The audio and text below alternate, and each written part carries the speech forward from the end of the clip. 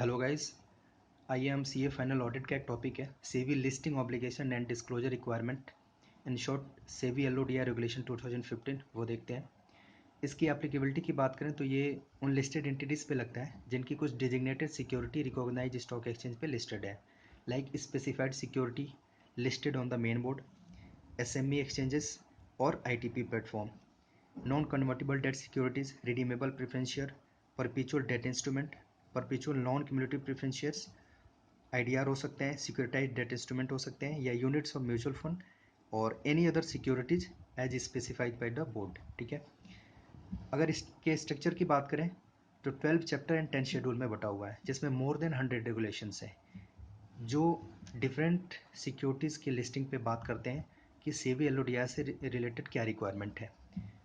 But in और syllabus तो हमारा जो main focal point of study है वो है कॉर्पोरेट गवर्नेंस। ठीक है, जिसके रिलेशन में हमें दो जगह इन्फॉर्मेशन मिलती है, section 177 of the companies act and other is at SEBI LODR regulation 2015, in the regulation 70 to 27 in the chapter 4 and in the schedule 2 and schedule 5 of the SEBI LODR। ठीक है। अब देखते हैं हम कॉर्पोरेट गवर्नेंस की मीनिंग क्या होती है। As you all know, system by which companies are directed and governed by the management in the best interest of the stakeholder and others, ensuring better management, greater transparency, timely financial reporting, इसकी responsibility board के पास होती है। ठीक है। Issues हमें क्या क्या cover करने हैं इसमें,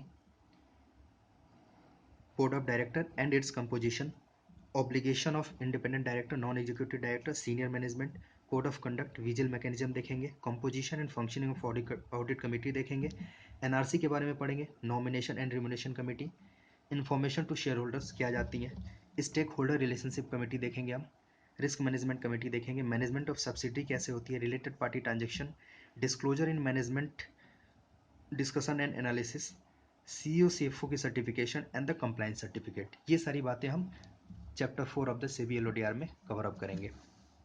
शुरू करते हैं रेगुलेशन 15 से, जो कि एप्लीकेबिलिटी के बारे में बताता है। Corporate governance is applicable to all the companies whose securities are listed on the recognised stock exchange except companies having paid up share capital up to ₹10 crore and net worth up to ₹25 crore in the last day of the financial year. ठीक है। But in the it applicable on the later date, अगर इनकी कुछ limits ये change होती हैं, ठीक है, क्रॉस करती हैं, तो इनको विद इन 6 मंथ में इसको कंप्लाई करना होता है। And also the company whose equity share capital listed on SME exchange, इस पे भी इनकी एप्लीकेबिलिटी नहीं आती है। रेगुलेशन 16 में डिफिनेशंस हैं कुछ, independent director, senior management, material subsidy and controls की देखते हैं। इंडिपेंडेंट डायरेक्टर की अगर बात करें तो इसको मैंने 5 पॉइंट्स में कवर अप किया है, जिसमें 2 पॉइंट बेसिकली डायरेक्टर्स के फीचर एंड जो उसकी खुद की क्वालिटी है उसके बारे में बताते हैं। फर्स्ट आप देख पा रहे होंगे, person of the integrity possesses relevant expertise and experience, and the fifth point में है कि not less than 21 year of age, यानी 21 साल से कम का कोई इंडिपेंडेंट डायरेक्टर नहीं बन सकता है। अगर रिलेशंस की बात करें, सेकेंड पॉइंट में not be no related to promoter of the company, its holding subsidy और एसोसिएट्स। ठीक है। थर्ड पॉइंट में neither himself nor his relative has or had pecuniary relationship with the company, its holding, subsidiary, associate, their promoter, director during 2 immediately preceding financial year और during current financial year में कोई pecuniary relationship नहीं होना चाहिए, ना उसका ना उसके रिलेटिव का। pecuniary relationship क्या होती है, 2% ऑफ द ग्रॉस टर्नओवर और टोटल इनकम और 50 lakh which ever is lower, अगर इस अमाउंट का कोई ट्रांजेक्शन है तो उसे हम कहते हैं pecuniary रिलेशनशिप। फोर्थ पॉइंट में neither himself nor his relative, employ नहीं होना चाहिए, कैंपी नहीं होना चाहिए, of company holding subsidy associate in any of the 3 immediately preceding financial year of appointment proposal, जिस साल में उसकी प्रपोजल आ रही है अपॉइंटमेंट की, उस साल के पिछले 3 सालों में ना एम्प्लॉय होना चाहिए ना की मैनेजेबल पर्सन होना चाहिए। Again, employ partner proprietor in any of the 3 financial year immediately preceding financial year of form of auditor, जो कंपनी की फॉर्म ऑफ ऑडिटर है, कंपनी सेक्रेटरी है, कॉस्ट ऑडिटर है या लीगल कंसल्टेंट है, उनका एम्प्लॉय पार्टनर प्रोप्राइटर नहीं होना चाहिए। लीगल कंसल्टेंट में एक पॉइंट और है कि अगर उस फॉर्म की 10% ऑफ द ग्रॉस टर्नओवर इस कंपनी से है, इसके होल्डिंग या सब्सिडी या एसोसिएट से है, then its employee partner proprietor independent director नहीं बन सकता है। Hold together with the related 2% और more voting power of the company. CEO director of the non-profit organization that receive 25% of the more of its receipts or hold 2% or more of the voting power। इस NPO का CEO director भी independent director नहीं बन सकता है। या तो फिर जो material supplier, service provider, customer, lessee, lessor होते हैं वो नहीं बन सकते हैं। ठीक है, अब देखते हैं हम senior management. Officer personal part of the core management who functional head excluding board of director, ये होते हैं हमारे सीनियर मैनेजमेंट जो कोर मैनेजमेंट टीम के पार्ट होते हैं। मटेरियल सब्सिडी की बात करें, सब्सिडी वो सब्सिडी जिनकी इनकम और net worth more than 20% of the consolidated income और नेटवर्थ ऑफ द कंपनी है। कंट्रोल की definition, right to appoint majority of the director, इस तरीके से हो, या टू कंट्रोल मैनेजमेंट और to control policy decision exercisable by the man virtue of the share holding, management से राइट मिली हो, शेयर होल्डर एग्रीमेंट हो या वोटिंग एग्रीमेंट से, तो इस तरीके अगर होता है तो हम बोलते हैं कंट्रोल है। रेगुलेशन 17 देखते हैं, इसमें हमें board composition, remuneration to director, board meeting, code of conduct, ये देखना है। देखते हैं बोर्ड कंपोजिशन की बात करें तो ऑप्टिमम होना चाहिए एग्जीक्यूटिव डायरेक्टर या नॉन एग्जीक्यूटिव डायरेक्टर से, प्लस एटलीस्ट 1 वुमन डायरेक्टर होनी चाहिए। ठीक है, चेयरमैन अगर नॉन एग्जीक्यूटिव डायरेक्टर है तो 1/3 of the board should be independent director. अगर चेयरमैन एग्जीक्यूटिव डायरेक्टर है than half of the board should be independent director. Remuneration की बात करते हैं तो जो fees and compensation non executive director ID को पे की जाती है उसके लिए बोर्ड रिकमेंडेशन देता है एंड शेयर होल्डर अप्रूव करते हैं। बट सिटिंग फीस के लिए सिर्फ बोर्ड रिकमेंड करता है, शेयर होल्डर अप्रूवल की रिक्वायरमेंट नहीं है। If with in the limit of the companies act 13, जो भी लिमिट डिफाइंड है अगर उसके लिमिट के अंदर है तो बोर्ड के रिकमेंडेशन के बेसिस पे आप सेटिंग फी पे कर सकते हैं। डिस्क्लोजर जो शेड्यूल 5 में हम करने वाले हैं उससे रिलेटेड कुछ रेफरेंस है यहाँ पे। ऑल पिक्यूनरी रिलेशनशिप और transaction of the non ED ये डिस्क्लोज होंगे। Criteria of payment, remuneration package like क्या उसमें चाह है, क्या अलाउंसेस है, क्या स्टैट्यूटरी डिडक्शंस हैं, detail of the fix and variable component, क्या फिक्स है, क्या परफॉर्मेंस बेसिस पे पेमेंट है, सर्विस कॉन्ट्रैक्ट, नोटिस पीरियड जो भी है 1 month, 3 month, stock option detail, ये सारी डिस्क्लोजर जाएंगे। ऑडिटर्स की ड्यूटी क्या है इससे रिलेशन में, जो भी अभी तक हमने पढ़ा। एग्जामिन करेगा मिनट्स को बोर्ड मीटिंग के, जनरल मीटिंग के, नोटिस रिगार्ड रिवोल्यूशन के, उनकी कंप्लायंसेस चेक करने के लिए आर्टिकल ऑफ एसोसिएशन को रेफर कर सकता है। Examine report of the board of director on the corporate governance to be included in the annual report to ascertain whether disclosure complied. ठीक है, where ESOP granted, non executive director को ESOP अगर granted है, take services of the expert to determine its value as per S 620, जहाँ पे expert की ज़रूरत होती है उसके सॉप की वैल्यूएशन के लिए ऑडिटर उनकी हेल्प ले सकता है। बोर्ड मीटिंग की बात करें तो 4 बोर्ड मीटिंग करनी होती है इन ईयर। गैप मैक्सिमम 120 दिन का होता है। बोर्ड ऑफ डायरेक्टर जो होते हैं उसमें रिव्यू करते हैं कंप्लायंसेस रिपोर्ट को, steps taken to rectify the non compliance अगर कोई हो रखी है तो, एंड इंश्योर करते हैं कि प्लान जो भी और in the place. Act of ID के बारे में बात करते हैं, ये रेगुलेशन 25 का रेफरेंस है। Director, independent director shall be held liable for that act only जो उसकी नॉलेज या कंसेंट से हो रही है, अदरवाइज उसको लाइबल नहीं कहा जाएगा। वैकेंसी ऑफ इंडिपेंडेंट डायरेक्टर कैसे फिल की जाती है, एट अर्लियस्ट जितना जल्दी हो सके, but not later than immediate board meeting जो नेक्स्ट बोर्ड मीटिंग होगी, और 3 month from the date of such vacancy whichever is later, इस टाइम तक फिल कर लेनी है हमें। मेंबरशिप लिमिट की बात करें तो एक डायरेक्टर किसी एंटिटी मैक्सिमम 10 कमेटी में मेंबर हो सकता है या 5 कमेटी का चेयरमैन हो सकता है। वो कौन सी एंटिटीज है, include all the public limited company whether listed और not, but exclude private company, foreign company, section 8 company, यानी इनमें एडिशनली हो सकता है 10 के अलावा भी। Every director inform notified to listed entities about occupied committee position, join करने से पहले इन्फॉर्म करेगा। नॉन एग्जीक्यूटिव डायरेक्टर डिस्क्लोज करेगा share holding before the appointment. Senior management inform करते थे, डिस्क्लोज करते हैं बोर्ड को जो भी उनका मटेरियल, फाइनेंशियल, कॉमर्शियल ट्रांजेक्शन है ऑफ द पर्सनल इंटरेस्ट जो कि पोटेंशियली कॉन्फ्लिक्ट है, वो बोर्ड को इन्फॉर्म करेंगे। अब जो भी अभी तक हमने पढ़ा बोर्ड मीटिंग से रिलेटेड, वैकेंसी, मेंबरशिप लिमिट, उससे रिलेशन में ऑडिटर्स की क्या ड्यूटी है, वो एसरटेन करेगा। Board meeting compliances from the minute से देखेगा कि बोर्ड मीटिंग 4 हो रही है नहीं हो रही है, 120 डेज एक्सिस्ट तो नहीं हो रही है 2 मीटिंग के गैप। इंश्योर करेगा मेंबरशिप एंड चेयरमैनशिप कंप्लाइंसेस 10 या 5 की जो लिमिट है वो कंप्लाई हो रही है या नहीं। Review compliance report for all law applicable, consider requirement of S 250। अब फोर्थ हम देखते हैं कोड ऑफ कंडक्ट के बारे में। रेगुलेशन 17 में बोर्ड ऑफ डायरेक्टर से lay down code of conduct for the member and the senior management, कि ये कोड ऑफ कंडक्ट आपको फॉलो करने हैं। It shall also incorporate duties of the independent director, उनकी ड्यूटीज़ होगी। मेंबर और सीनियर मैनेजमेंट अफॉर्म करते हैं कंप्लायंस से रिलेशन में, कंप्लायंस के रिलेशन में, but it's not sufficient. Schedule 5 में एक डिस्क्लोजर जाती है, annual report shall contain a declaration signed by the CEO that member of the board and the senior management affirm compliances of the code of conduct, इसकी disclosure जाएगी। एक regulation 46(2) का reference है कि लिस्टेड एंटिटी को communicate करना होता है अपनी जितनी भी ये कोड ऑफ कंडक्ट है ऑन इट्स वेबसाइट। रेगुलेशन 18 देखते हैं। बेसिकली ये कंपेरिजन है हमारा ऑडिट कमेटी की रिक्वायरमेंट की। रेगुलेशन 18 में क्या है एंड द सेक्शन 177 में क्या है। एप्लीकेबिलिटी की बात करें तो entity seeking listing for the first time regulation 80 की रिक्वायरमेंट है। 177 कहता है कि every listed company and all the public companies with paid up share capital more than 10 crore, turnover और 100 करोड़, और एग्रीगेट आउटस्टैंडिंग जो लोन, बोरिंग, डिपॉजिट और डिवेंचर अगर 50 करोड़ से एक्सीड हो रहा है तो। मेंबर्स की जो कंपोजिशन है इसमें मिनिमम 3 डायरेक्टर चाहिए और यहाँ भी मिनिमम 3 डायरेक्टर है। चेंज डिफरेंस कहाँ है? As per regulation 80 2/3 shall be independent director and in the 177 majority shall be independent director.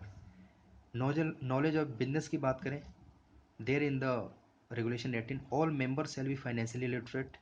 In the 177, majority including chairman shall have ability to read and understand financial statement. Introduction of statutory auditor. Representative shall present as an invitee for the meeting of audit committee. जो भी statutory auditor का representative होगा उसे as a invitee बुलाया जा सकता है meeting में, उसकी अगर जरूरत पड़ती है तो। However, as per section 177, statutory auditor have the right to be heard at the meeting, but not vote. Vote नहीं कर सकता। अच्छा, कुछ एडिशनल रिक्वायरमेंट है एज पर रेगुलेशन 18 जो कि साइलेंट थी 177 में। वो क्या है? CS shall be act as a secretary to the committee, जो कंपनी सेक्रेटरी होते हैं। ऑडिट कमेटी की मीटिंग 4 टाइम होनी चाहिए in a year and maximum gap 2 meeting में 4 मंथ का। ठीक है।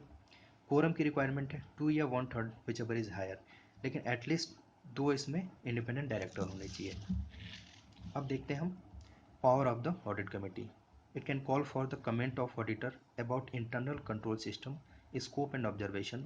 रिव्यू कर सकता है फाइनेंशियल स्टेटमेंट को before submission to the board. Discuss कर सकता है issue with the internal auditor and statutory auditor. Obtain professional advice externally. ठीक है। विजिल मैकेनिज्म कर सकता है। फंक्शन की अगर बात करें, its function comprise recommendation for the appointment and remuneration of the auditor, review auditor independence और उसका परफॉर्मेंस देखेगा, examination of audit report, approval of related party transaction and it's modification if any, scrutiny of the inter corporate loan and investment, monitoring use of the fund through public issue, जो public issue से पैसे आए उसको monitoring करेगा, उसका use proper हो रहा है, कैसे हो रहा है। Any other matter referred bye the board. ये तो हमारा रेगुलेशन 18। अब 19 देखते हैं। नॉमिनेशन रिमुनेशन कमेटी के बारे में बताता है। बोर्ड कॉन्स्टिट्यूट करता है, एटलीस्ट 3 डायरेक्टर्स होते हैं, ऑल नॉन एग्जीक्यूटिव होते हैं और एटलीस्ट 15% तो इंडिपेंडेंट डायरेक्टर होने चाहिए इसमें। चेयरमैन भी इसका इंडिपेंडेंट डायरेक्टर होता है। Provided executive chairman of the company can be appointed as a member, जो कंपनी का चेयरमैन है वो मेंबर हो सकता है but not chairman of the committee, chairman नहीं बन सकता है वो।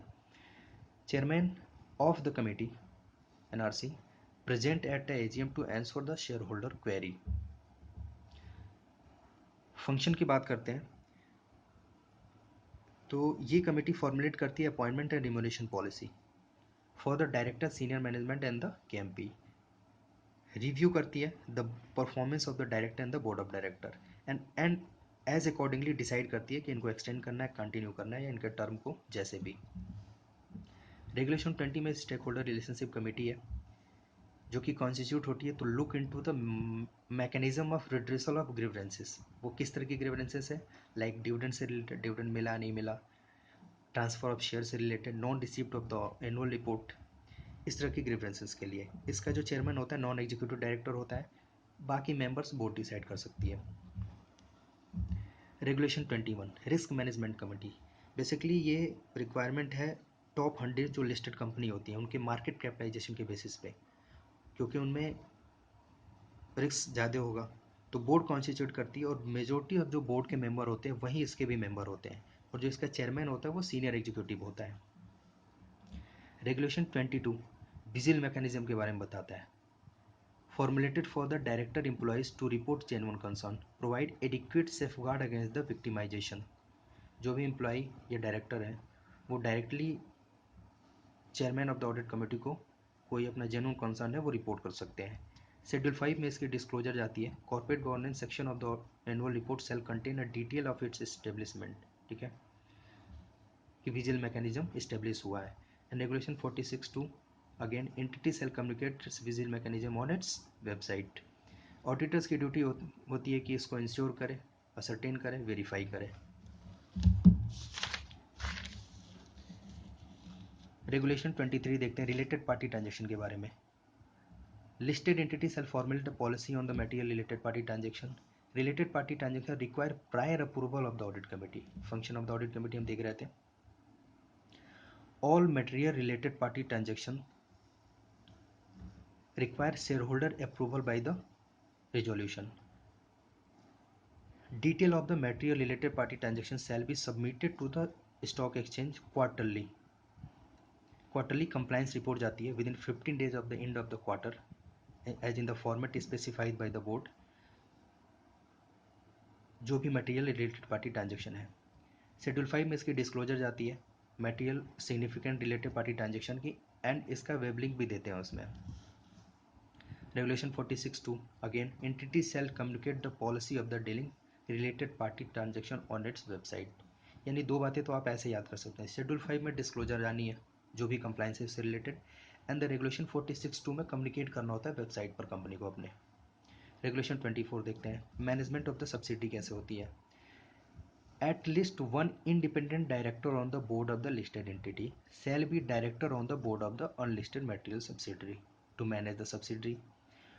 No divestment in the material subsidiary to less than 15% of the shareholding without special resolution. बिना एसआर पास किए इतनी डाइवेस्टमेंट नहीं कर सकते कि शेयर होल्डिंग 50% से नीचे आ जाए, प्रोवाइडेड अगर स्कीम अप्रूव है कोर्ट ट्रिब्यूनल से then permitted. No sale dispose of lease of asset more than 20% of the material subsidy without passing SR. Again, अगर कोर्ट या ट्रिब्यूनल ने अप्रूव किया है देन कर सकते हैं। ऑडिट कमेटी जो लिस्टेड एंटिटी की होती है रिव्यू करती है all also investment by the unlisted. Management of the unlisted notice देता है ऑल सिग्निफिकेंट ट्रांजेक्शन के बारे में to the board of the listed entities. Minutes of the board meeting of unlisted subsidiary place before the board meeting of listed one. इनकी minutes को वहाँ भी रखा जाएगा। रेगुलेशन 25 की बात करें, ऑलरेडी हमने एक्ट्स ऑफ डायरेक्टर पढ़ लिया है पहले। रेगुलेशन 26 में मेंबरशिप की लिमिट है जो 10(5) की डायरेक्टर्स वाली, वो पढ़ ली हमने। रेगुलेशन 27 में हम रिलेटेड पार्टी ट्रांजेक्शन की डिस्क्लोजर थी वो हमने देख लिया है। अब जो हमारा है रेगुलेशंस के बाद शेड्यूल 2 एंड शेड्यूल 5। शेड्यूल 2 हमारा कॉर्पोरेट गवर्नेंस के बारे में बताता है, एंड शेड्यूल 5 में हमारे एनुअल रिपोर्ट में डिस्क्लोजर से जो बातें हैं काफ़ी जो हमने कवर कर रखा है पहले रेगुलेशंस में उनके बारे में दिया हुआ है। यहाँ देखते हैं पार्ट ए में है minimum information to be place before the board of director. Part B में सीओ सेफ सर्टिफिकेशन है। पार्ट सी में रोल ऑफ ऑडिट कमेटी है जो ऑलरेडी हमने कवर कर रखा है, एंड पार्ट डी में रोल ऑफ एनआरसी है जो हमने कवर कर लिया है। पार्ट शेड्यूल 5 की बात करें, यहाँ पे related party disclosure already covered है। एक है मैनेजमेंट डिस्कशन एनालिसिस पार्ट, आप इसको मेरे नोट से रेफर कर सकते हैं, मैं अपलोड कर दूंगा इसको। कॉर्पोरेट गवर्नेंस की रिपोर्ट है वो हमने देख लिया है। Declaration bye the CEO that affirm senior management compliance of the code of conduct वो भी हमने कवर अप कर लिया है।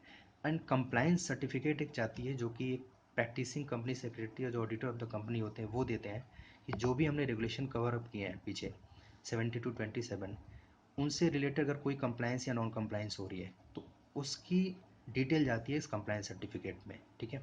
तो इस तरीके से हमने जो भी सेबी LODR रेगुलेशन 2015 था वो कवर अप किया, ठीक है। इस वीडियो को देखने के लिए मैं नोट्स अपलोड कर दूंगा, आप लिंक से रेफ़र कर सकते हैं उसे। And thanks for watching, please refer my YouTube channel for the next upload, please like and subscribe, thank you all.